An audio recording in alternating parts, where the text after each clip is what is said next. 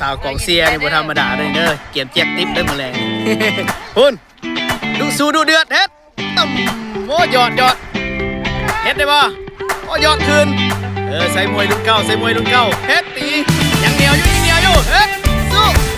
โอ้เหนียวขนาดเรานี่โอ้เรียบร้อยโอ้อาเท้านี่หัวหน้าทีมนี่เป็นอะไรเนาะนี่ก็ดีใจเนาะว่าทางที่ผมสอนเนี่ยมาร่วมบ้านกิจกรรมของทีมกสนครไทยว่าการเตรียมใจในการบ้านต้นเพลงครั้งที่2บรรยากาศมี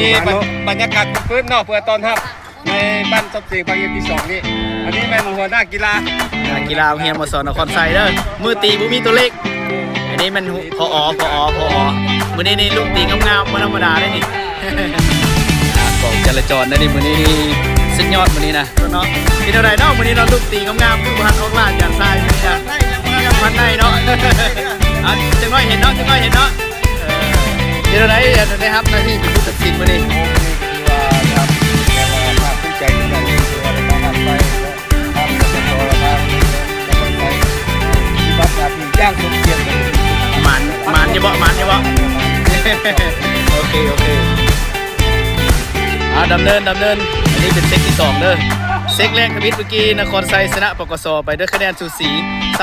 25-23เซตนี้ก็กำลังสูสีเอาลูกเซิร์ฟสวยๆไปแล้วเอาสิมีลูกตีบ่